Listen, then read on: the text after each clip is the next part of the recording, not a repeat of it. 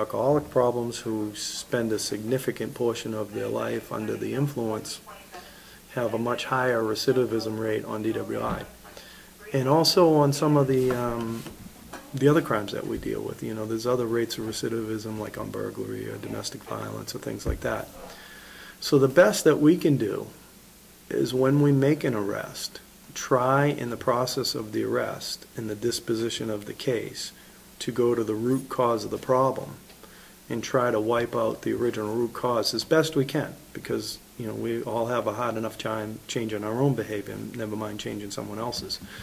But as best we can to correct the behavior, put some safeguards in place, and change the behavior. And that's what law enforcement, by and large, is about.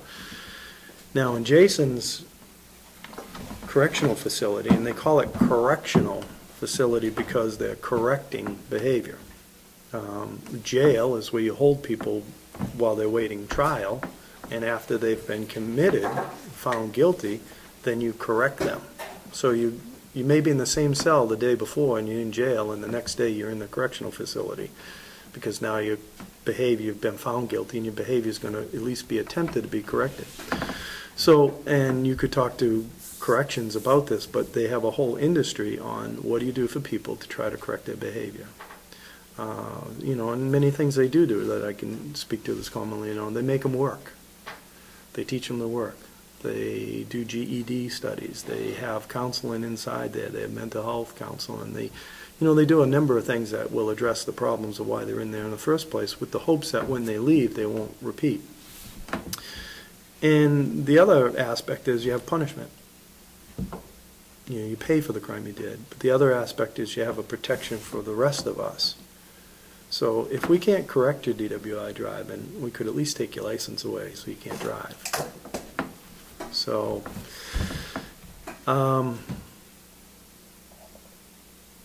you know, so as far as effectively dealing with repeat DWI drivers, I think New Hampshire has a pretty good handle on best practices and try to do the best they can with the people they get, and at least try to protect the rest of us.